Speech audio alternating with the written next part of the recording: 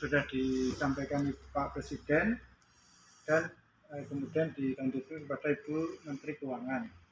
Nah, berdasarkan siaran pers di Ibu Menteri Keuangan bahwa THR di tahun 2022 ini akan diberikan kepada PNS pusat, PNS daerah, dan pensiunan.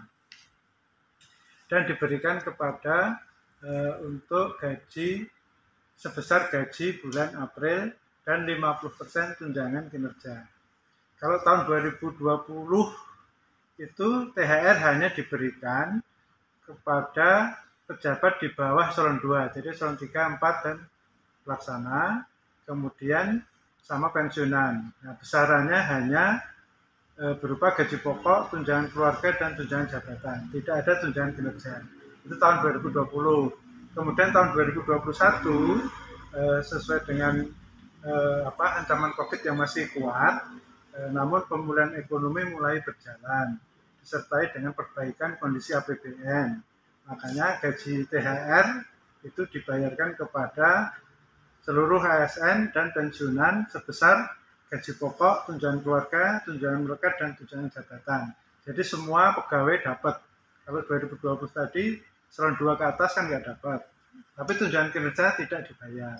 Nah, untuk tahun 2022 ini dibayarkan gaji dan tunjangan kinerja. Tetapi tunjangan kinerja dibayarkan sebesar 50% seiring dengan pemulihan ekonomi yang semakin baik.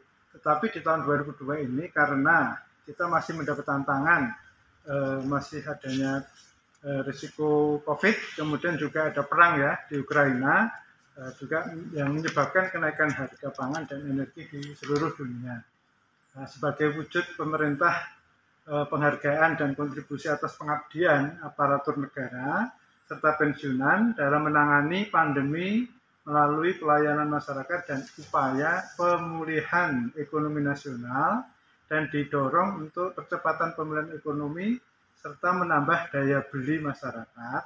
Nah, makanya pemerintah tahun ini memberikan THR sebesar gaji bulan April dan tunjangan kinerja 50%.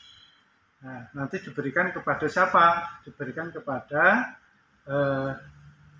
PNS, kemudian PPPK, TNI, Polri, pejabat negara, Dewan Pengawas Komisi, KPK, pimpinan lembaga penyiaran publik, kemudian diberikan sebesar gaji pokok, tunjangan keluarga, tunjangan pangan, tunjangan jabatan, atau tunjangan umum, dan 50% tunjangan kinerja. Kemudian dibayarkan kepada kalau calon PNS atau CPNS itu hanya diberikan sebesar 80% gaji. Kemudian kapan dibayarkan? Dibayarkan mulai hari ini, tanggal 18 April tahun 2022 melalui Bendahara Satuan Kerja dengan aplikasi Sakti ya, aplikasi Sakti nanti bisa di-download, kemudian dibuat, dibikin, ditandatangani KPA, diajukan ke KPPN mulai hari ini sampai dengan Lebaran nanti. Kemudian kalau masih ada kendala teknis atau misalnya KPA berhalangan, bisa diajukan setelah Lebaran. Tapi kami berharap bisa dibayarkan sebelum Lebaran. Khusus di Sultra, Pak, besaran THR itu berapa?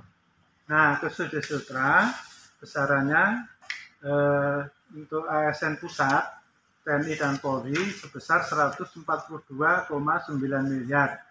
Tunjangan kinerjanya 12,8 miliar diberikan untuk 23.000 orang penerima.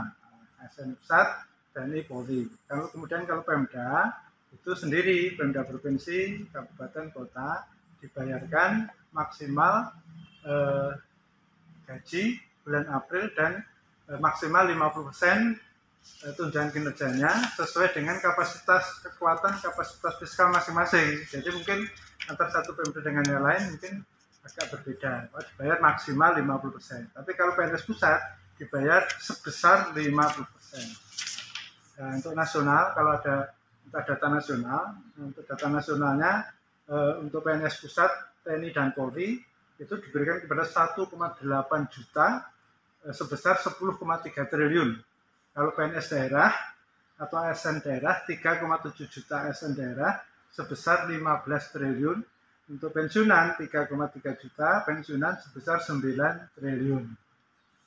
Nah ini di KPPN nanti mulai hari ini sampai seminggu ke depan, bahkan Sabtu Minggu tanggal 23 dan 24 ini KPPN membuka layanan khusus penerimaan SPM sampai segitunya. Jadi kita diminta dari pimpinan pusat KPPN membuka layanan khusus tanggal 23 sampai 24 April juga.